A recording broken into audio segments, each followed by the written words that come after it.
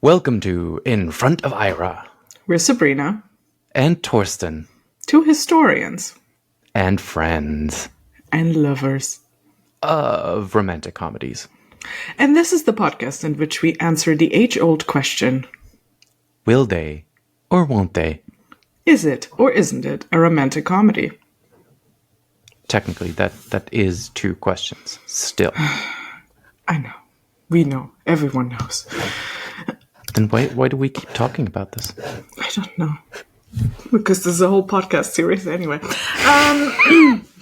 You're getting meta here. Yeah. You're getting meta here already. I love that this week, what are we talking about this week? I love that I love that this says actual recording is higher quality. This is like I don't think it is. It's just us. Yeah. It's like ads, when it's like, this is not the actual footage. This is ad footage. Anyway. Yes, actual recording is higher quality. It's like, you should be aware of this. Yeah.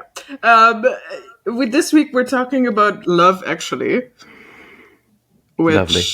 Is a film, as so many things are. Anyway, no, it's a film written and directed by Richard Curtis, who, of course, has featured on this podcast before because he also wrote Notting Hill and a bunch of other things that we have not discussed yet, such as For Weddings and a Funeral, which was his I don't know if it was his full debut, but it was the thing that made him famous. The breakout. Yeah. And and Love Actually is 20 years old this year, believe it or not, and that's why we're doing it now. It's gonna make me feel even older. Because it still feels like 2003 is validly within the last couple of years, which apparently not. No, apparently not. And I do remember seeing this in the cinema, and which also will make me feel very old because I also, like, for whatever reason, vividly remember seeing it in the cinema. And if this is 20 years ago, that means I was about 13. And I definitely remember it being like when I was watching Buffy the Vampire Slayer religiously and just, being an awkward tween teen. So,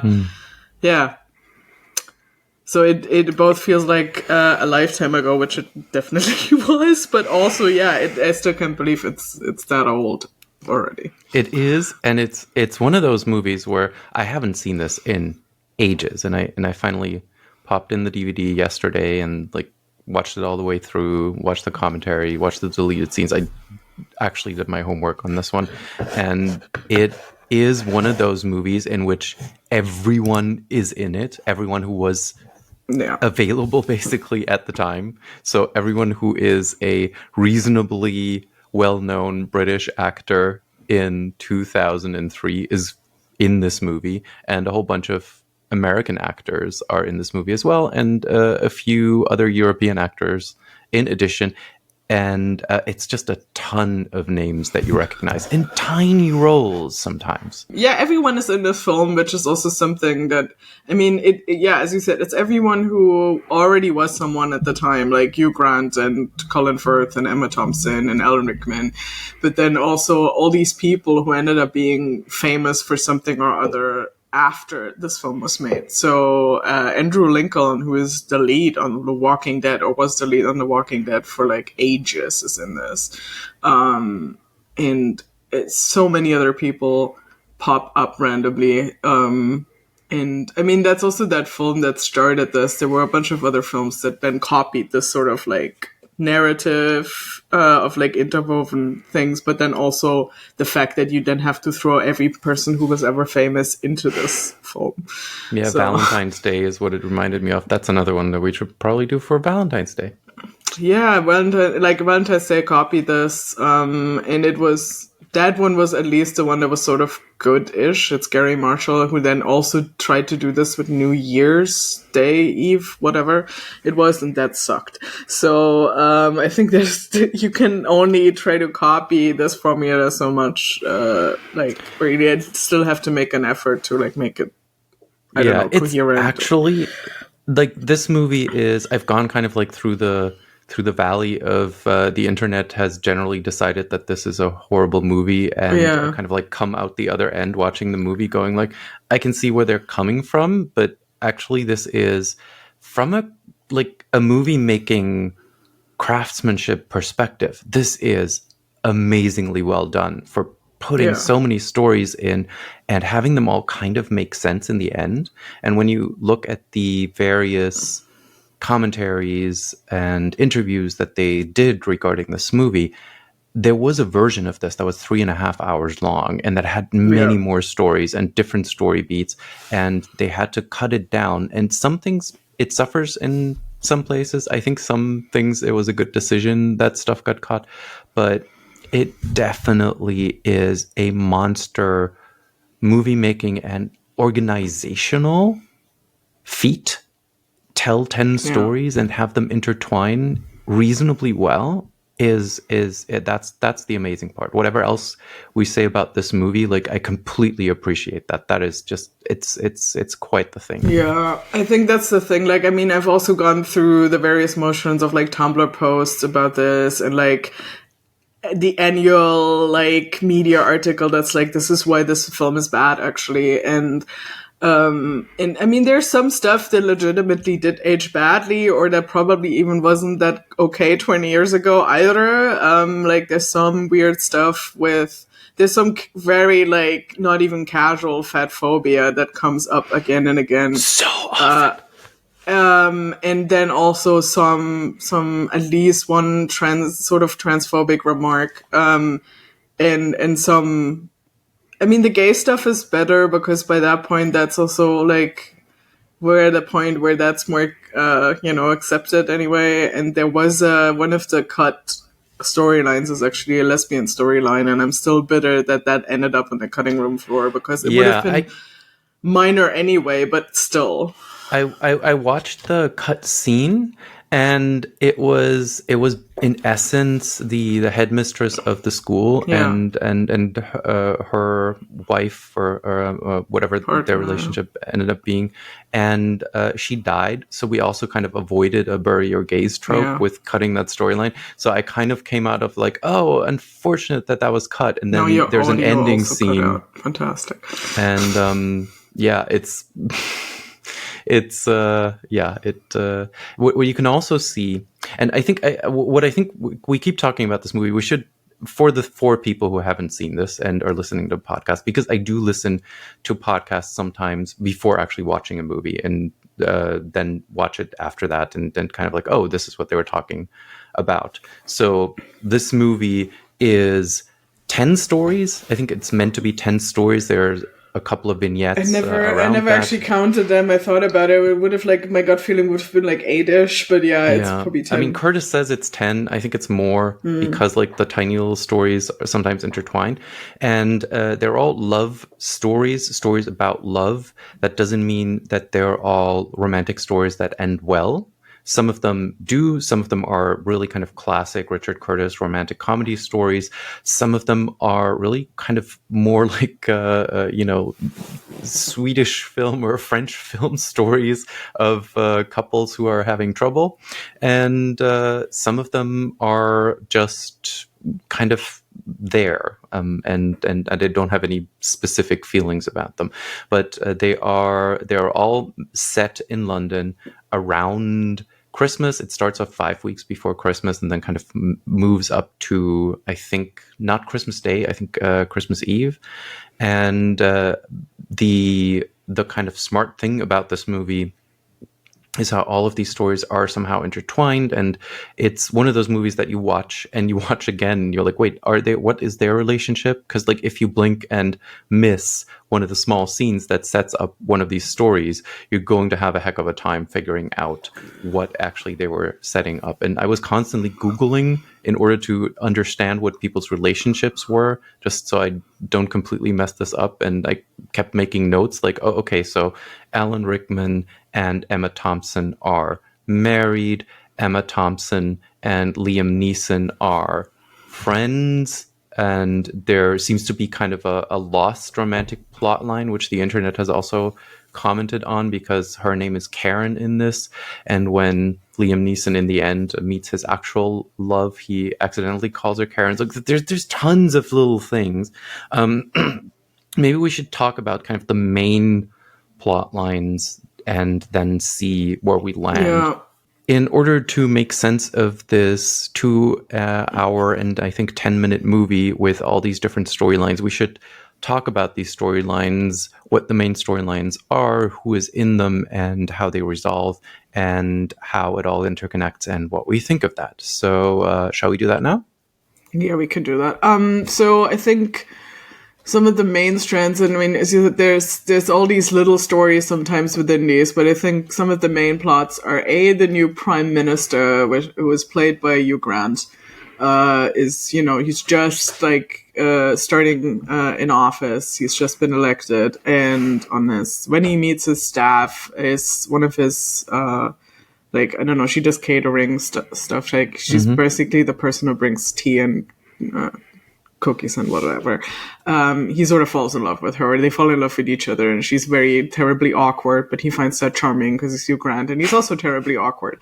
And that's that storyline, and the storyline also extends to the US president visiting, who's played by Billy Bob Thornton, and he's obviously an asshole because you do have to remember this film is from 2003, so it's very close after like 9/11, Bush era.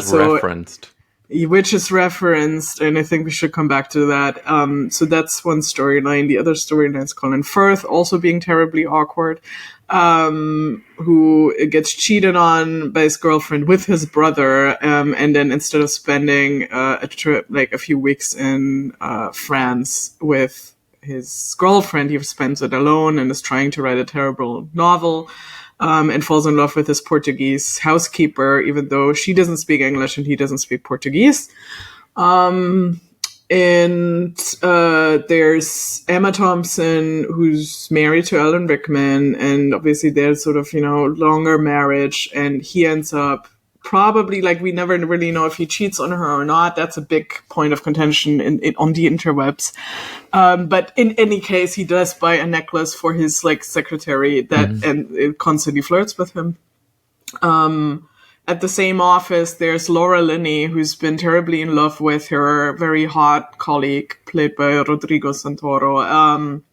So that is one of the storylines that actually doesn't end well, because she's the primary caretaker for her mentally ill brother. We don't know exactly what he has, but I assume it's some kind of paranoid schizophrenia. Like, he thinks the staff at the care home is trying to kill him, and he's just really not well, and that somehow ends up destroying any chance she has at actually the relationship with the hot guy. And then who else do we have? There's Liam Neeson's kid. Yes. I think Thomas Sangster. Who is in love with a girl at his school. His mother, Liam Neeson's wife, has died. That's one of the starting scenes, the funeral. And the kid is in love with another kid at his school, kind of like first crush. And he is kind of scheming how to get closer to his crush, which becomes like a story in which Liam Neeson, the grieving dad, and the kid kind of team up and try to help him, get closer to his crush. I don't know how likely that whole storyline is in the end, for reasons that we'll get into, but that's definitely that's the storyline. And and Liam Neeson is sort of just a grieving widower, but he does also meet someone new. By the end, he's also good friends with Emma Thompson's character. Then there's Bill Nighy, who I think, he definitely had a career before that, but he wasn't well known. He was in some British films, obviously, and he's already like, I don't know how old he is there. Like, It's got to be in his 50s. yeah, he must be in his 50s because, I mean, he's still acting now. But that's really what put him on the map. I remember, like, that was sort of the breakout performance, which is rare for someone that age to, like, have a breakout Yeah, I didn't performance that actually late in life. know that. I thought he was just kind of always there as a British actor. No. I mean, like, obviously now that you, like, saw him in this, like, you would go back and you would see him, but he literally, like, had smaller parts. But ever since that, like, I mean, he ended up being in Pirates of the Caribbean with Keira Knightley, who's also in this. And then did other stuff. I mean, he did About Time for Richard Curtis. He's done The Boat That Rocked. Like, he kept working with Richard Curtis after this primarily. I did some other stuff, and Best Exotic Marigold Hotel. But, like, really, he's a late in life guy, like, in terms of his film career, and that's really, like, he's also just, his performance here is, like, really charming. Like, he's an asshole, but it's, like, it's hilarious. He's a charming asshole, and he was more of an asshole in some cutscenes, which is one of the things where I decided, oh yeah, good that they cut that out. So he is kind of an old, formerly successful singer, kind of a, like, hard rocker, which is kind of weird that he's singing this, like, Christmas song now. And I mean, he's like desperate for a comeback. Like, he's willing to do anything for a comeback. He says he's an ex-heroin addict. So, I mean, in that way, it's sort of believable. I mean, look at what Ozzy Osbourne did later in his career. Like, I think that's sort of what this might be playing off, because that's around the time the Osbournes are a thing. Like the reality show they did. Yeah, he's there. Then Keira Knightley is there, so her storyline is mostly tied to, like, Andrew Lincoln's storyline, who is, as it turns, I think she's his best friend's wife, and they just get married also at the start of this film.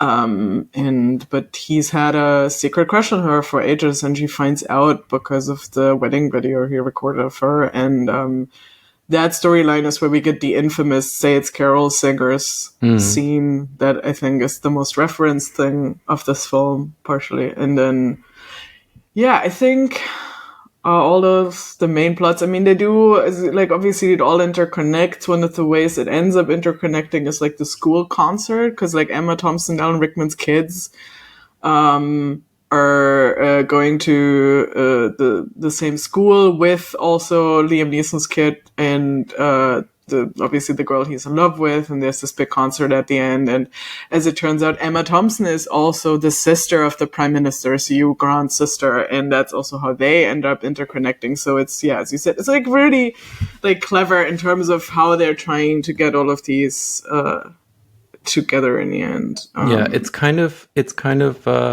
we forgot one major storyline, which is Martin Freeman and Joanna Page, who are stand-ins at this film, which I listened to the director's commentary. It's supposed to be kind of like a high priced, basically erotic thriller, something like Sliver, set in Venice.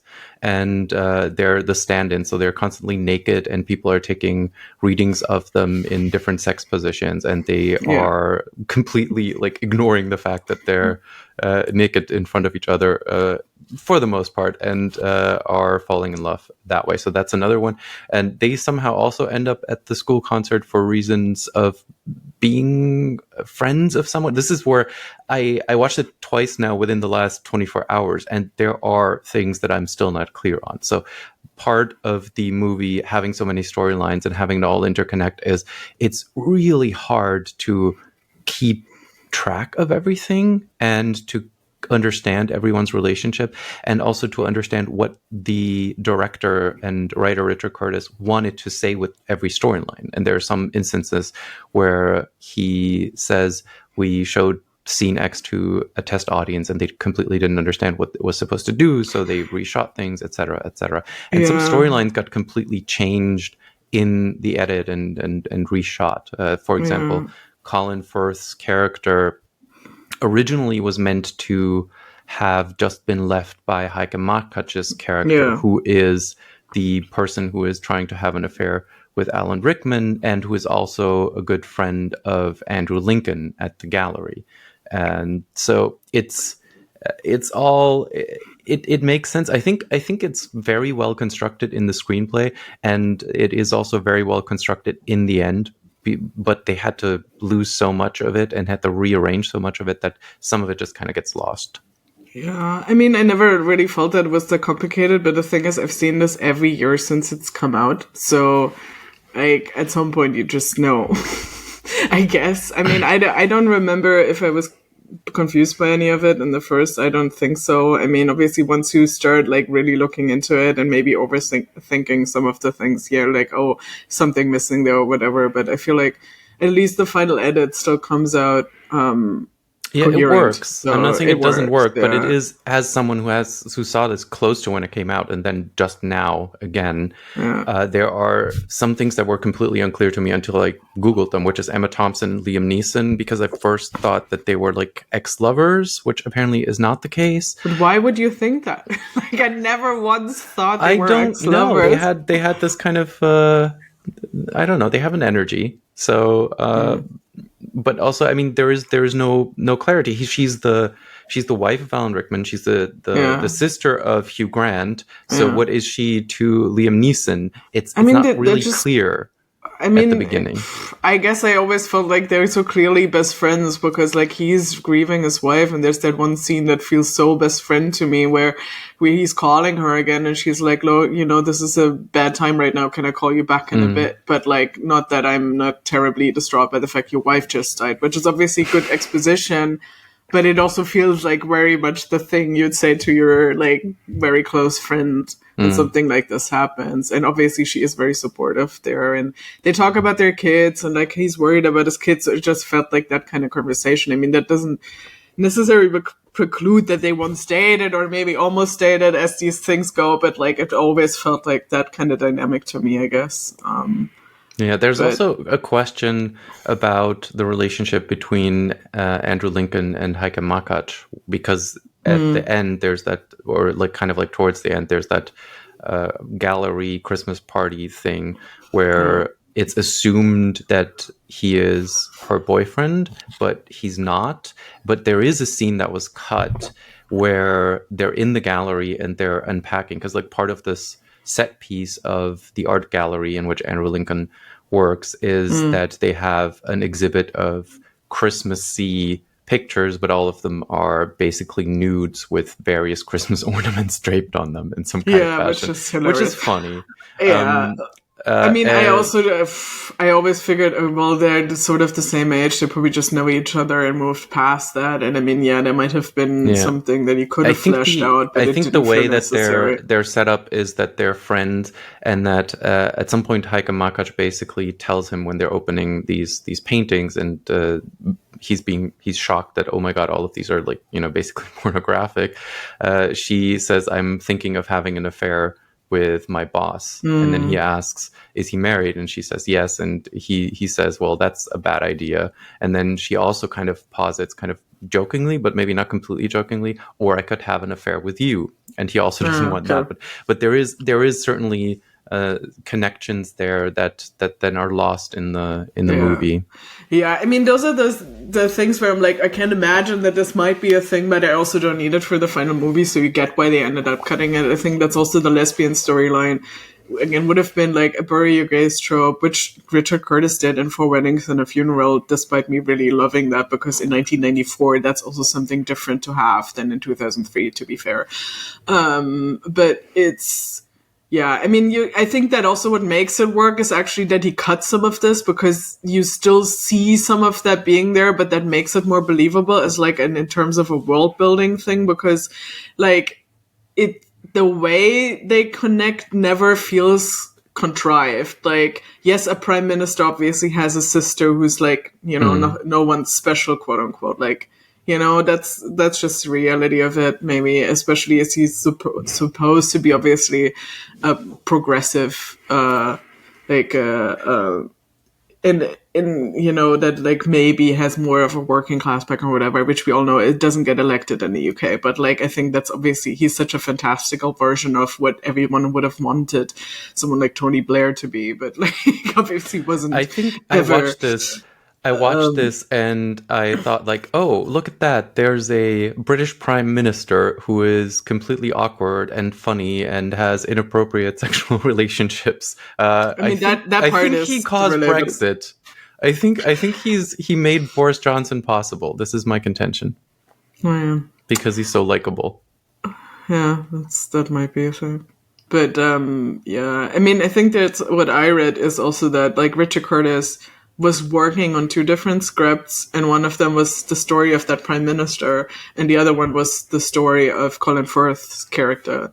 And then at some point, he just decided to throw these together, and this is how he ended up with the rest. And I mean, that sort of makes sense because the two of them are the most Richard Curtis characters. And could both either be played by Hugh Grant or Colin Firth. Because those are the guys that obviously feel the most like the Richard Curtis writing himself, I think, always. Sort of the bumbling, awkward Brit. That then usually falls in love with an American. In this case, obviously, that gets changed. That's the one storyline we forgot also that I think completely. is the most problematic. Chris Marshall. Oh, God, yeah. Chris Marshall going to the US because he believes he's a sex god in the US and ends up in some small town, Milwaukee or something? Wisconsin. It's Wisconsin. Yeah. I mean, and hooks up with 3 models for some reason. Right, and then comes home later with yet another one who is also kind of already teased as existing in the scene, and her sister. All these actresses were someone in 2003 and or later, they're just the hottest actresses they could find. Like Denise Richards is one of them. Yeah, Denise Richards. You have Alicia Cuthbert from 24, and Richard Curtis says she basically had a day off from 24 and was very happy that she got to wear a different outfit because 24 obviously you always wear a different outfit. And January Jones. That was before, it's really funny because they talk about January Jones on the director's commentary, and I think it's Hugh Grant who asks, so what had she done? And Richard Curtis says, our movie mostly. And she obviously becomes huge on television in Mad Men just a few years later. And it's again, and I mean, Elizabeth. It's again what these people that become so famous. I mean, January Jones is also in the boat that rocked that Richard Curtis did, so he brings her back. But by then she's already, I think, on Mad Men. Yeah, Shannon Elizabeth is the one that he ends up with at the end, who is obviously known for being essentially the same kind of character on American Pie. Yeah, that's that whole thing is it's such a male fantasy of the kind of like British, not very smart, not very attractive, not very anything guy, just kind of going to America. Sabrina, we need to hold on. We need to make clear, because I think with the overlag, we're constantly over each other. That's going to be horrible to cut. So we need to kind of like work out a signal or something when we speak, because otherwise we're just kind of doing Robert Altman here all the time. Yeah, go ahead. I mean, people talk over each other sometimes. No, but like it happens in this weird way, in like the kind of like tiny pauses, and then it just kind of adds up in a weird way, I think. Okay, no, you were saying something, so like finish that, and then I'll come in, but then kind of make clear that you're ending. The Chris Marshall character is like a lad. Like, he's the cheeky Nando's with the lads kind of lad. And it's a complete contrived male fantasy of him going to the US and sleeping with the 3 hottest women on the planet and then bringing them home. And that was the plot line, I think, that already didn't make sense to me 20 years ago and even makes less sense to me now. Like, I mean, obviously it's not supposed to be realistic, and a film like this doesn't need to be realistic. It's also not realistic in other points, but that also just feels so unnecessary to me and so sexist. I'm fine with it being like anti-American, because like, poking fun at the Americans is fine from a British perspective, but you're already doing that with the Bush stand-in in more valid ways, I think. That aren't misogynistic. So yeah, I think the one thing that I took away from this movie is that it is in some ways more misogynistic than other Richard Curtis movies, and it kind of probably is because there are so many plots, and when you have one plot and you kind of like hone that and somebody's going to come in at some point saying like, do you really think you need this scene, or like, is this a good idea?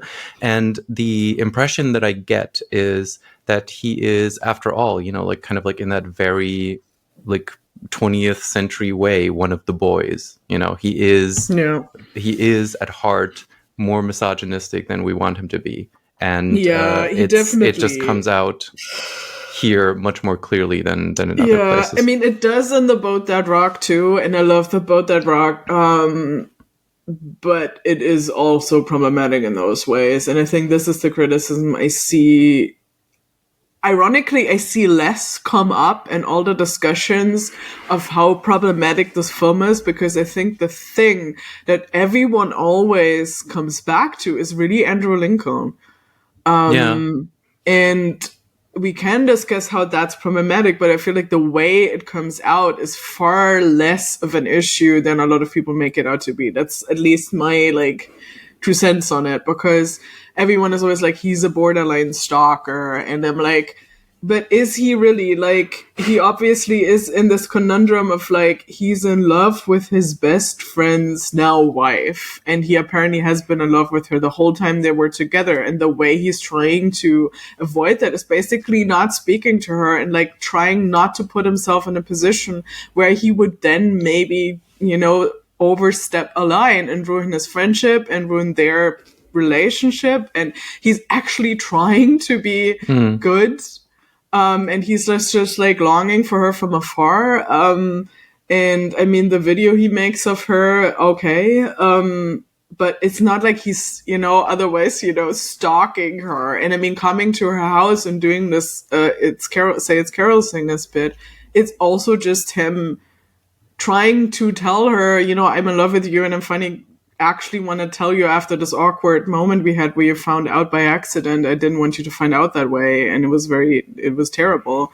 But I just want to make clear that I'm in love with you, but I also know that there isn't a future to this. And he even says to himself, like, enough now. Like, he needs closure and wants to move on. And I think it's a sweet moment, actually. Like, he's still saying, like, I know we can be together. I know you very likely don't feel the same way. Didn't even know I felt the way, but I'm also not, I don't want to mess with your relationship, and I don't want to mess with my friendship to your husband. And I think that's actually way less of a problem than some of the other stuff in the film. Yeah, I feel like there's I think what happened to this movie was kind of like an internet pylon, like kind of like a gotcha moment where a few of these storylines got pulled out, and a lot of people who didn't actually remember the movie all that well kind of just were like, yeah, you can see there he's doing that. But if you kind of tease that storyline out, he does do the thing with the camcorder, but he doesn't do it like he takes wedding video, which he I mean, everybody was aware that he was doing it. He zooms in too closely on Keira Knightley on most of these, which is, that's not a great look. But he doesn't stalk her. He doesn't. There's no video of him like, looking at her from anywhere else, or like, it's really just this wedding video, and he kind of. He doesn't actually want her to have it, and he doesn't want this to come out in any way. And then it does come out when she comes over, because she says like, there aren't enough shots of me in my wedding dress in the wedding video, and I'm editing it, and can you give me some? And he's like, yeah, I might have it. He even still denies that he has it when she comes over, and then she finds a videotape which is labeled wedding, and that's it. And then the scene at the end, I think the reason people keep harping on that scene is because he does this in a way where it's kind of risque. Like, his friend might come to the door at any moment, and he kind of like does it so she's kind of part of his conspiracy there. But in the end, it's very clear that he's doing this in order to kind of put an end point to it. So I can still see why it's problematic. I think I'm no longer on the team that says, oh, there's like 2 or 3 storylines in this movie that are basically invalidating the whole movie. There are problematic moments in this movie for sure, but it is nowhere near what you might think if you read, the latest think Yeah. piece on this storyline, and Love actually means kind of whatever. Yeah.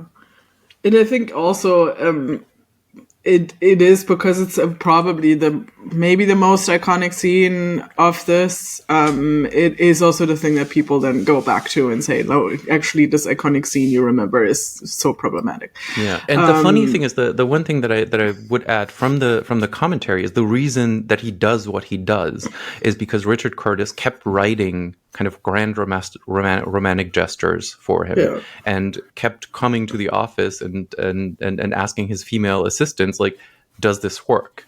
And they basically constantly kept telling him, no, this is stupid. Don't do that. Don't do that. Don't do that. And this is the scene that finally made the cut. So this Yeah. is kind of a it's not just the misogyny of Richard Curtis that comes through him. Like, this is a great scene. This has gone through at least somewhat of a vetting process. Yeah. Does that necessarily make it better the way that it's presented? I don't know, but it's not. I was kind of shocked to figure out how much less problematic than I remembered it ended up being, which Yeah. I don't know what that says about me or about the scene generally, but yeah. As I said, there's so much other stuff. As I said, like the Chris Marshall thing, I wish he had just completely cut that It's out. complete. You don't need the whole storyline. You don't need. It's set elsewhere. I think the reason it was kept in is because it had all these American actresses, and Richard Curtis has, like, we've talked about this before, like this whole like America thing, and also it is somewhat funny in some parts, but it's completely unnecessary. You can take that storyline out. Nothing is lost in the movie except that storyline. He's not really connected to anyone else in a big way. No, there's nothing missing. Yeah.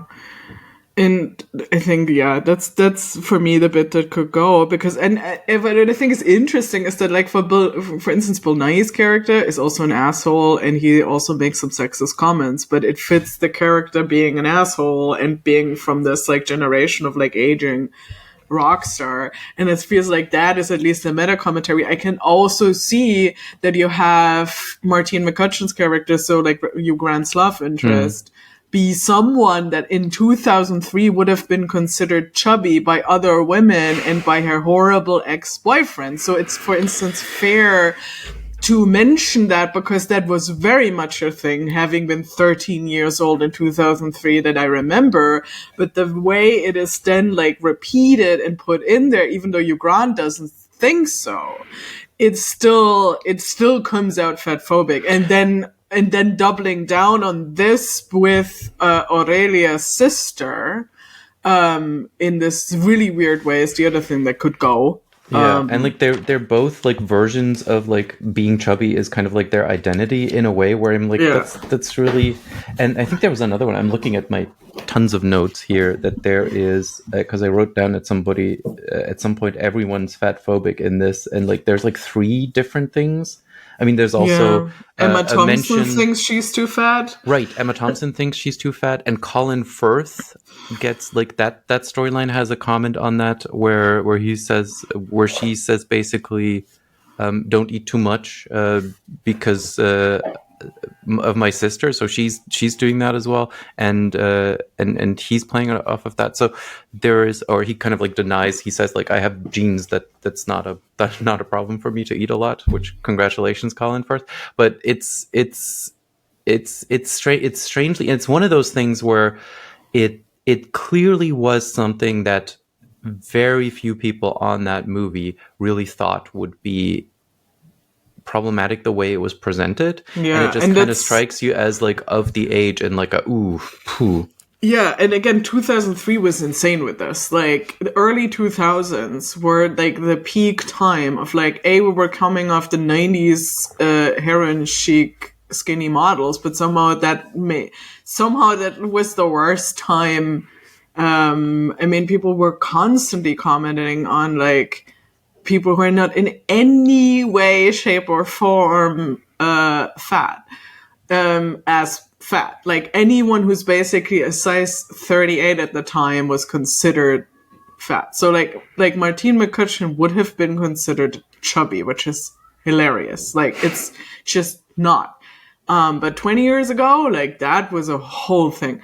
And I'm not saying we've really moved on from this, but I think there's been some there's been a bunch of like activists, like just feminist activists, but also like fat activists who like have started to do something with this, and I think it has shifted. We've at least shifted away from just like the super skinny blonde type, essentially also away from the blonde models that, you know, or actresses that end up in this weird Chris Marshall plot.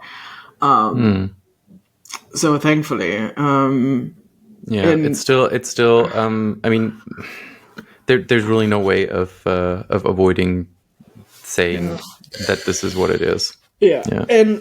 But the other things that do work, I mean, I think the two plots that are the most Richard Curtis that he started out with work really well, and they're charming, like the Prime Minister plot. Otherwise, just works. Just him he has all the beats. I mean, obviously the famous speech against the Americans, like David Beckham's right foot and David Beckham's left foot.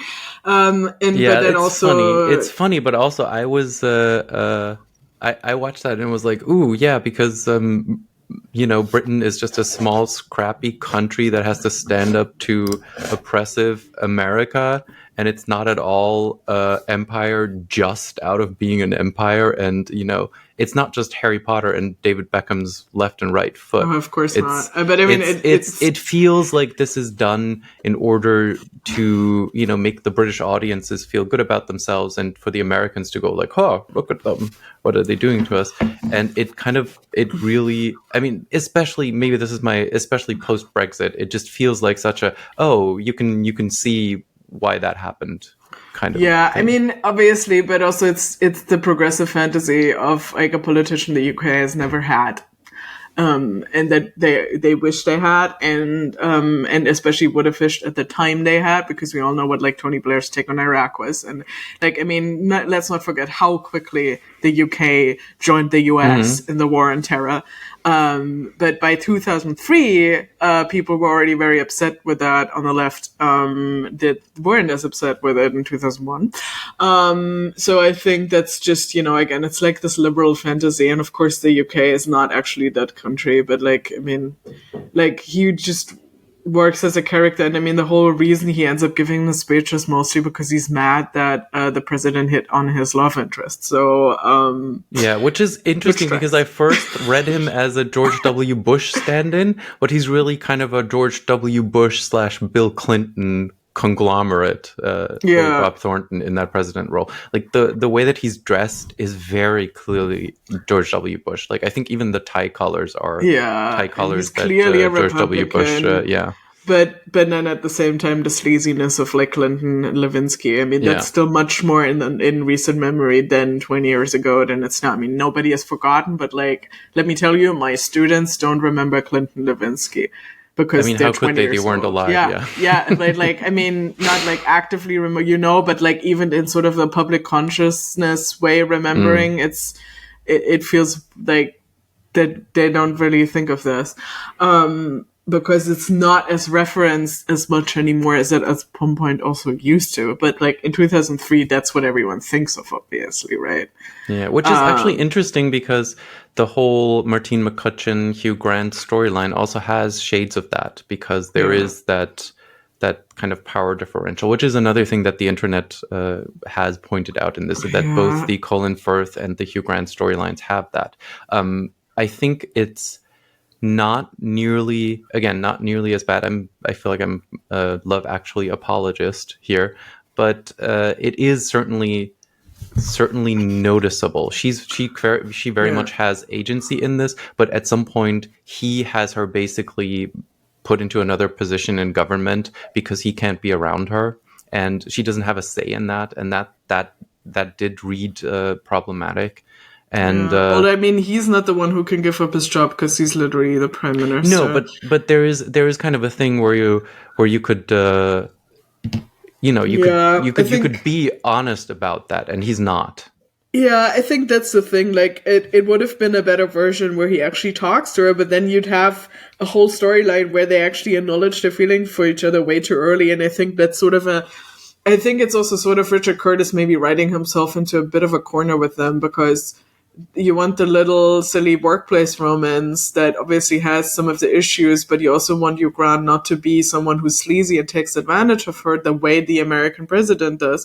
But then what does he do? Because if he acknowledges that, then that might turn into a power differential he doesn't want to do. So the way he's doing it is like he wants to quietly remove himself from her and not be problematic. But then obviously that means he has to play the power card and just give her a different job where she might end up thinking she fucked something up. So I think that's sort of a very stupid, like what are you gonna do to like let him still be likable but not be the guy who like, but I think, I mean, he obviously does come out as likable because, like, just because he's Hugh Grant and, like, does his little dance around Downing Street. And that's also the famous thing a lot of people remember because it's shared on the internet still. But his whole thing where she walks out and he like head discs and this like God, and then calls Margaret Thatcher a saucy minx trope. Yeah. Yeah. Okay. That's That's pretty funny. And then also when before like the president like makes advances to her, and he walks out in the hallway and is like, "Hi," and it's like, oh god, it's like he's just so awkward. So yeah, no, it's fine, and yeah, and we should also talk about the weird nativity play because my favorite. My favorite underrated line. Let's get into the most amazing scene in the whole movie, which is everything around that nativity play. It's just so amazing. I wonder if like one of Richard Curtis's kids had a nativity play where they clearly tried to fit in 50 kids so they could be in the play, and this is what inspired this, because it just feels like, I mean, that's obviously I think what happens here, because like Emma Thompson's kid is like, I'm the second lobster, and it's like, first there were more than one lobster at the birth of Jesus. Yeah, I wish we would have seen more of that actually. Yeah, I mean, it is a pretty important set piece because everybody kind of comes to that, and it has this little moment because Hugh Grant is obviously Emma Thompson's brother. He's also the prime minister, and the only reason he is there is because he's going after Martine McCutcheon's character. He's going after Natalie, and she kind of gets him in, and then he runs into Emma Thompson and kind of. She says, "Oh yeah, it's great that you're coming for your nephews," and he doesn't deny it. He's doing the politician thing here, and just kind of like, "Oh yeah, obviously it's and everyone's kind of involved in this somehow. The kids, obviously, the Liam Neeson's kid plays the drums, which is a whole thing about him wanting to get close to his crush. There is a cut scene which I was very sad to not have been included, because there is a part of Liam Neeson and his kid bonding where they're watching Titanic, and they reference every now and then, the romantic movies, and the kid says at some point, the romantic movies, they don't get together until the end, which is actually kind of nice foreshadowing for Liam Neeson's own love story with Carol, who's played by Claudia Schiffer, which is kind of like a meta joke because the funeral, his dead wife, I think, said that he should bring Claudia Schiffer as a date. Like, that's a whole thing. Like, he has a Claudia Schiffer obsession in some. There's also a cut scene where he looks at naked pictures of Claudia Schiffer on the computer and then gets a virus, which is funny and also shows his bad parenting. There is a scene, the whole reason I'm rambling on here, of Liam Neeson finally entering his kid's bedroom, which you don't really see in the actual movie, because he always has these like little things on the chalkboard in front of the door to keep him out, and you see it's full of romance movie posters. Like, this kid is basically us, like looking at romantic movies and kind of like deconstructing them and seeing like, maybe I can find something in these movies to help me kind of get with my crush, which is, I thought, was kind of a moment that made a lot of sense in that sense. And he learns to play the drums, which is why he ends up being in the band at the nativity play, where his crush is singing absurdly well. And I looked it up. She was 10 when she recorded that. Yeah, Olivia and yeah, Olivia something Olsen, crazy. and also I need to bring this up here because obviously a lot of people didn't believe it was actually her singing, but it is her singing. They actually had to tone her down so she would sound more like a kid, which she Yeah, they still talk sounds about amazing. adding kind of like breaths to her performance, so you Yeah. would believe like it's an actual. Yeah, it's she's crazy And good. I remember, like also vividly, like that would have been a few years later, but again, like I mostly watched this every Christmas. But I watched it with my ex-girlfriend when I was like 16. And my ex-girlfriend was musically trained, like her whole family was like musically trained. So some of them were professional singers. She was a concert pianist. So like obviously they know music. And she refused to believe that this 10-year-old had a voice like that. And I'm like, I'm sorry, but it's true. Like, they weren't lying. They even tried to, like, but that's a thing. She like, blatantly refused to believe me. And I Is that just why want to she's say, your ex? yes, no. But, like, it was funny because I'm also like, well, at the same time, she had sisters who had also amazing singing voices at 13. So I'm like, why are you so weird about this? But yeah, it's the thing. So I think that's also realistic that the way the crowd reacts to her, they're all like, what the hell? Like, what the fuck is this kid? But I mean, we do understand why, like, the kid has a crush on her. And what I always find interesting is that, like, they do very much look like kids, but he looks so much younger than her, but the same age. It's just like boys that age Yeah. versus, and the funny thing with Thomas Brody Sangster is like he's 13 at the time, so even again he looks younger than he is. Like he looks like a 10-year-old almost or 11-year-old, but he's 13 when they filmed this, and then got cast as technically a 13-year-old again 10 years later on Game of Thrones. Oh wow, I did not know Yeah, that. That's crazy. he was on Game of Thrones. He's I forgot what his character's name is on Game of Thrones. But he is 23 when he gets cast there, and I mean, also to be fair, the TV series Game of Thrones aged up a lot of the characters who are supposed to be like teens or tweens in the book, just because it's that sort of medieval setting where it's really problematic of like way too young kids having sex essentially and all of that shit because George R. R. Martin is a creep. But also, so they aged up the character, but technically he's playing a 13-year-old again 10 years later, which is pretty funny. But he also does look younger than still. He doesn't look like 23 either. He looks like a teenager. Yeah, in that he was also good, like half head shorter than her, and I think that's realistic in terms of like boys that age and girls. It's a kind of like a typical thing. But it did make it especially kind of it made sense. Like this kid who is not quite as, I mean, he's definitely not as talented as her when it comes to I mean, to he's music just or anything. learning the drums at a very I mean, short time. he's not bad. I'm not saying. Yeah. Apparently, his dad taught him, the actor, how to play the drums, and he actually played the drums. So, So at least it's realistic in terms It's of like realistic. he managed to play that one song and played it like a kid who just learned to learn the drums because that's what he was. So Perfectly fine. We props need to to you. talk about the octopus.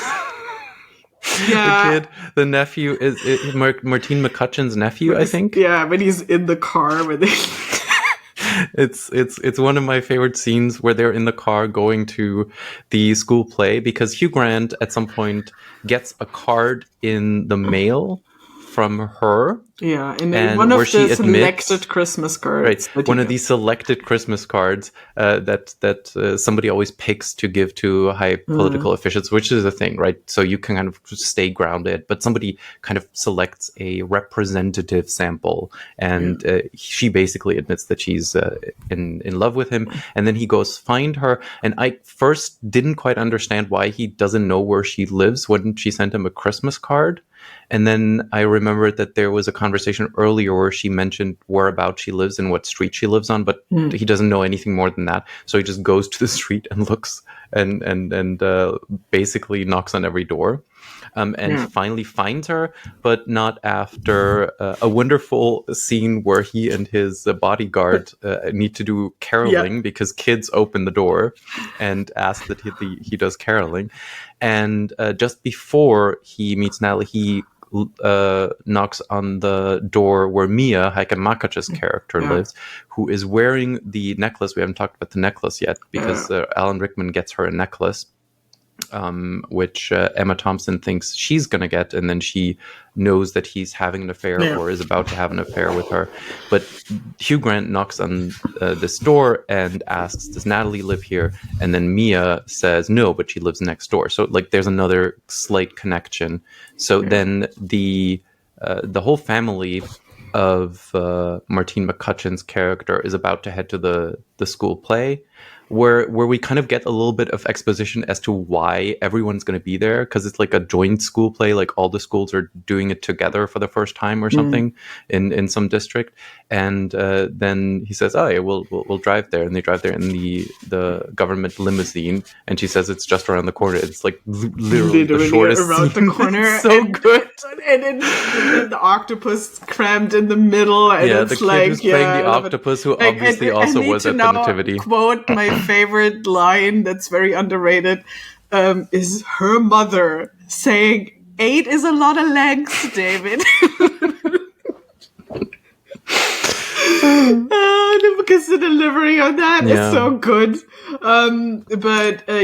So I mean, they also end up kissing on stage, and that's how everyone finds out the prime minister's now dating this. Yeah, which felt like the most Richard Curtis-y scene. Yeah, I also feel like that plot, and then obviously again Colin Firth's plot makes sense. That just the things he worked on, because they have the most basic rom-com structure, and the most cliche rom-com ending, like the big Colin Firth where he learns Portuguese for her, and then arrives and she's learned some English, and now they can sort of communicate. Right, because like that's, and I think we need to kind of quickly set up. He goes to this vacation house, I guess, in France, in Marseille, which the geography not entirely working out for me here, but let's leave that out. And he is there, and she is the housekeeper, and she has immigrated from Portugal and doesn't speak any French, doesn't speak any English, he doesn't speak any Portuguese. And what's really nicely done with this is that they keep having conversations where they basically like say the same are thing on the same page but don't know that they are doing that. And so that's actually one of my favorite kind of ways in which the romantic plot is advanced there. And then they both kind of go back to their normal lives, but they both end up learning the other language. And Colin Firth in this wonderful scene in the Central London language school, where everybody's in like a room with headphones doing basically Duolingo before Duolingo, and the sentences are just as Duolingo. bad. Yeah, it's so good. It's like he's like, I have a achy stomach. It must have been the prawns, which is Yeah, now, like, I mean, my Dutch Duolingo, randomly gives me, like, I know so many useful phrases now, like, hello, I am an apple, and I see, like, people making, like, parody videos and, like, visualizing these situations. Yeah, I remember one where somebody comes into a store and the store clerk speaks Duolingo, and it's just completely not helpful. Yeah. So nowadays, like the remake of Love Actually will have a Duolingo component, is what we're saying. Obviously. No, I think that's one of the most, like, the ending is still sort of weird because it has that fat phobia component, and then the village coming to where she works in the restaurant. But I think the subtitles are great though. The way that they're using subtitles is really funny. I don't know if his Portuguese is really that bad, but the subtitles had me really laughing. Yeah, that's really funny. But also, like, the general, like, when you said, like, as you said, like, the fact that they keep saying sort of the same thing, and we know what they're saying and they don't know, and that's really charming. So that I think also still works. And we need to kind of I guess we're still talking about the school play scene because everything kind of happens there, but noticed that we have not included one of the funniest and kind of most important characters, kind of like in the background, which is Rowan Atkinson's character. Yeah, I wanted to bring him up. I have him in my notes. I think every time I watched this, I was like, he's clearly supposed to be some kind of spirit of Christmas, like magical element to it. And I think Richard Curtis said he was supposed to be an angel, and they were going to make that clearer and didn't. But I think it's still pretty obvious, because he only pops up twice in the final cut of the film. And once is when Alan Rickman, and then we can talk about the necklace, buys the necklace for his affair, and he's like clearly dragging this out, like with the, putting all the wrapping and decorations around it, and so just so his wife might come back and catch him. And then he's also the element that makes it possible for the kid to run to his love interest through the airport. I think it makes, actually, I was kind of going back and forth on this. I think it makes more sense that he is not like the angel of Christmas, because you would have had to see him interact with a few more of these people than just kind of like two. That felt not enough. And also, what is your plan, Angel of Christmas, taking a long time to wrap a present so the wife comes and he can't buy it, when clearly in the next scene he has bought it? He just went back later and encountered another clerk. Like, if his job is Angel of Christmas and, like, guiding people to do the right thing, clear fail. So I don't know what that's about. So I think works better this way.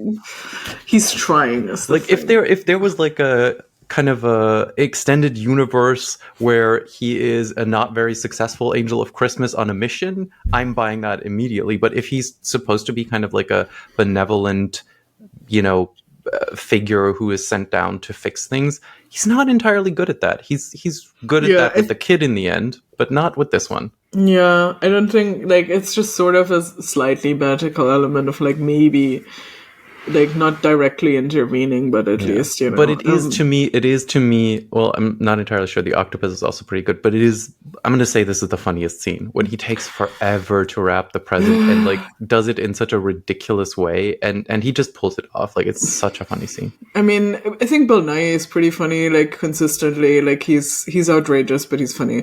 And then obviously, like, I mean, Hugh Grant's dancing is pretty iconic. Like, those dance moves, whatever the fuck he's doing, like, it's just great physical comedy. I think that just also aged well. And then that thing where he's like, thinks he's alone, turns around, and then his, like, one of the assistants. Everyone's been there. Everyone's been there. Exactly. So it's, I think this. But yeah, so Alan Rickman and the necklace. And I think, obviously, like, what still works about the film mostly is that there's just genuinely so many good performances in it. And then obviously, if you were looking for good performances in a film that has Alan Rickman and Emma Thompson, unsurprisingly, you will end up with them. And they also have, I think, some of the most dramatic, aside from Laura Linney's plot. And that scene where Emma Thompson goes in the bedroom on Christmas Eve to cry because she realized that necklace she saw wasn't bought for her, and she has to, like, pretend everything's fine because her kids are there and it's Christmas. And she listens to her Joni Mitchell recording, which is the thing he actually gave her, which actually is a thoughtful gift, but obviously it pales in comparison. It pales. And her just, like, crying to both sides now and then pulling herself together again is still, like, here's Emma Thompson's Oscar for her 2 minutes in this film. Yeah. And I mean, that's Emma Thompson. You just put her in anything, and it elevates it. She's one of those people. And well, interestingly enough, she said she pulled, like, I mean, depending on what your philosophies of acting are, but a lot of actors pull from, like, having experienced similar emotions in these things. And she said she did pull from the fact that, her ex-husband, Kenneth Branagh, cheated on her with Helena Bonham Carter. So in the Grand Hall of Fame of British actors, this happened, and this is partially what inspired this. And so, and then obviously Alan Rickman I still think is brilliant. Again, there's a huge debate on whether or not he actually cheated on her. I still think he didn't. I think he came. It's. I kept thinking about this as well. I think he came pretty close. Close. Pretty close. Also, the way that this is, and by the way, that's another thing that kind of had me uncomfortable watching the director's commentary, because that the way that Heike Makuch's character was sexualized by them in the commentary, it just felt kind of unnecessary when everybody else wasn't. But she was clearly like trying to tempt him, and I think, you know, he was right on the line, and there is a scene at the school play, because like the school play is where everything happens, where Emma Thompson in essence confronts him and tells him that she knows, and does it in a really good way. And Curtis talks about how he talked to Alan Rickman, and Alan Rickman basically told him, you need to write the scene because otherwise there's no resolution to the story. And I think that scene makes me think that in the end he did not go through with it, because I think she might have caught him before that. And then they have this awkward moment at the end, but I think they might be able to patch things up. You never know, but I don't think they had an affair. I think they came pretty close. Yeah, and I mean, I think that's also what, like, I remember, like, some of the discussions of the film are trying to make him out to be this, like, asshole and villain, and I'm like, but, you know, try to be married for 20 years or whatever it is, and, like, be set in your ways. And I mean, I'm not excusing him, but also at the same time, like, here there's this much younger woman who's, like, actively pursuing him, and he's tempted. And he does a dumb thing, which is bite his necklace and, like, indulge this fantasy. But I don't think he goes through with it. And obviously it's still, like, an emotional, like, he, like, as soon as he notices how much he, like, hurt his wife, I think, I mean, at the end, it seems like they're not on good terms yet, and she's pretty hurt, which is understandable, but they might try to work it out. And I mean, the fact he comes back from somewhere at the airport, it probably means he might have just gone away for a while, or they're, like, separated for a bit. So it's that thing. It's just like, it feels like a very human story that's not, you know, and I mean, Rickman is also just so good at it. And yeah, I think one of the things that to me, kind of rereading criticisms of this movie after having watched it again, I think people want this to be much more of a straightforward romantic comedy movie, which I guess brings us to our final point at some point. But it is actually, like, I looked at how many of these stories have no good resolution or have no clear resolution, and versus the stories that have a clear romantic, you know, romantic comedy cliche storyline.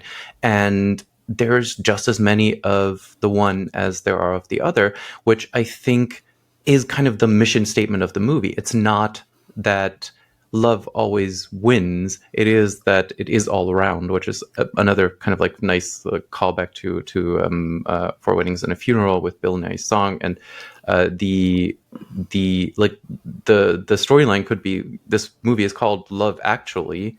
And it feels like this is the thing that, you know, Richard Curtis said when somebody asked him what he was working on. What's this movie about? It's love, actually. It's not love wins. It's not love is useless or love is good or love is bad. It is part of the human experience. And here are some stories about that. And I think part of the criticism of this movie, and we talked about, like, all kinds of problems with it otherwise, but part of the criticism is people want this to be a sappy romantic comedy, which it is only in part.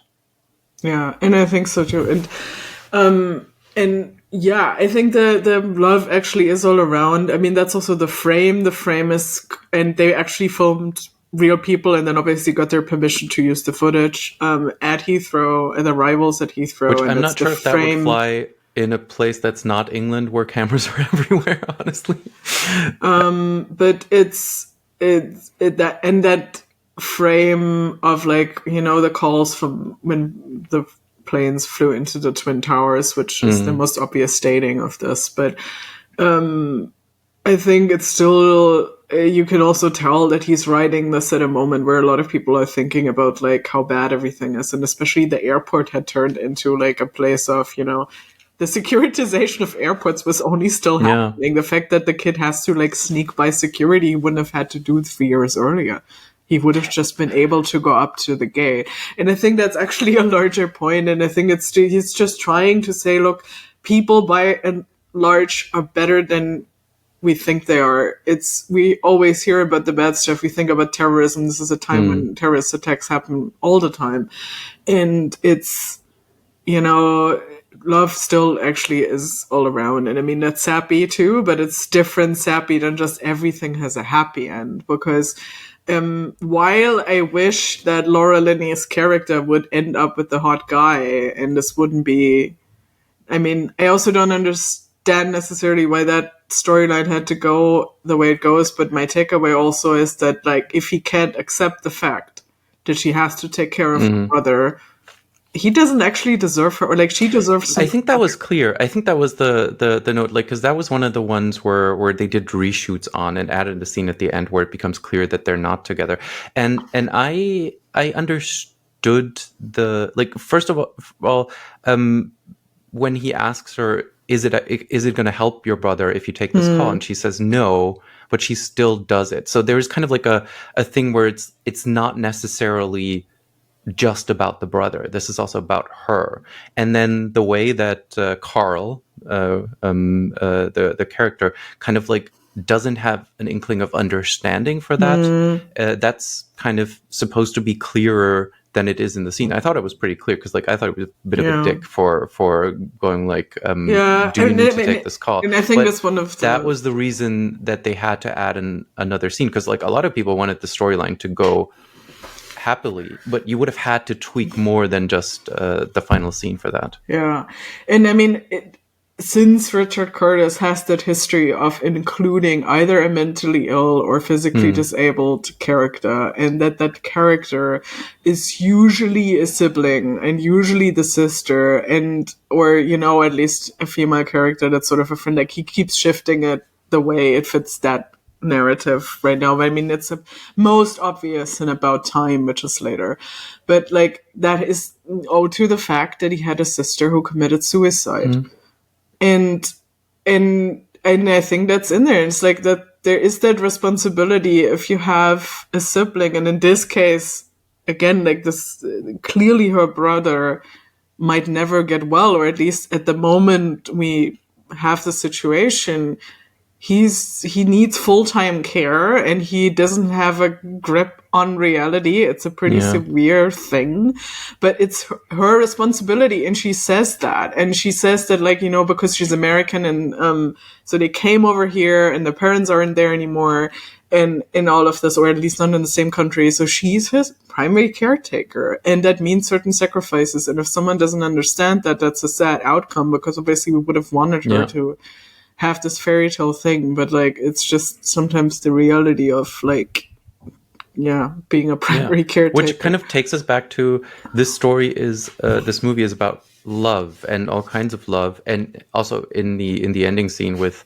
Bill Nighy and his manager, that's another fat phobic remark that kind of went by, where he calls him fat for no reason, but in the end realizes that he doesn't want to be with all the pretty girls at Elton John's party. He wants to spend Christmas with his manager, like who's clearly his best friend, because they stuck it out the whole time. He's the only guy who's apparently stuck with him his whole career.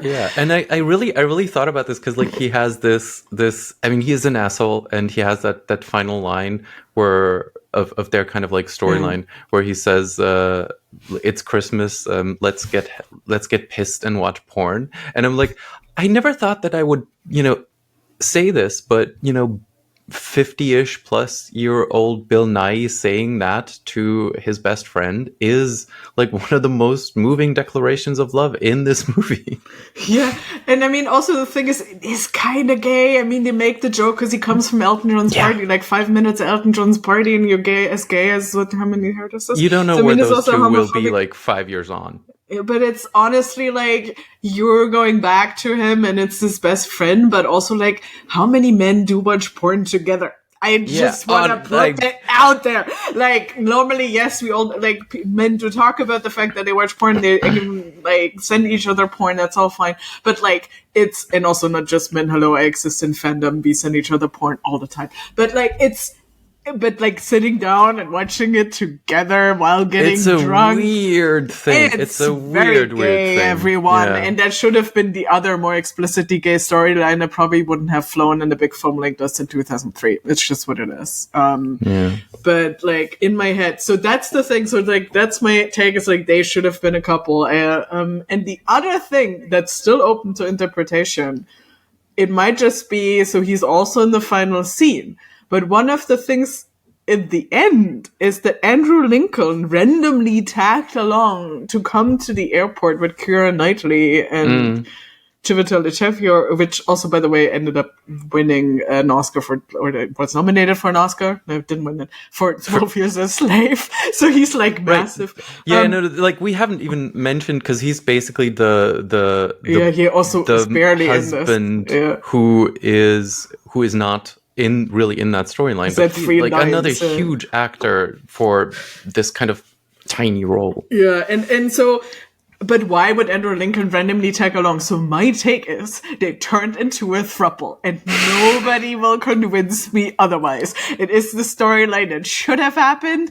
And yes, and I think that's it. And we should probably think about like wrapping this up. So we should talk about, is this a rom-com? And we should talk about taglines. But yeah. Yeah, I have answers to both of those questions. Do you want to go first, or? Also because I didn't make it the whole time, but it feels like it's a running gag, but in this case warranted. I have not talked about Ted Lasso yet, and obviously Ted Lasso in its Christmas episode. So I'm saying the most iconic scenes from this, they copied them. Like they did the carol singers bit, and they did the ringing bells and like finding someone, and they like did a lot of this. But that's also like staying power of the film, I think, because it's everyone watching this, everyone knows this from Love Actually. But anyway, so I do think, again, obviously, like, it's a rom-com in the sense that a lot of the main storylines have very clear rom-com beats, like specifically Hugh Grant's storyline, Colin Firth's storyline. But some other stuff deviates, and I think he is allowed to do this and have some not happy endings in this, or the more complicated storyline of like husband maybe cheats on his wife or almost cheats on his wife, because he has all of this coming together. So he gets to tell, and again, different stories of love, whether or not like, and also platonic love as well. So yeah, but I do think it is one. I also agree that it is a romantic comedy. It does. I mean, it does what a genre does. It experiments kind of with the form, but it does include like two very clear romantic storylines. Probably more if we think about Thomas Brodie Sangster and But it clearly is that. And to me, my like knockout criteria are always: is it romantic and is it funny? And it is clearly both.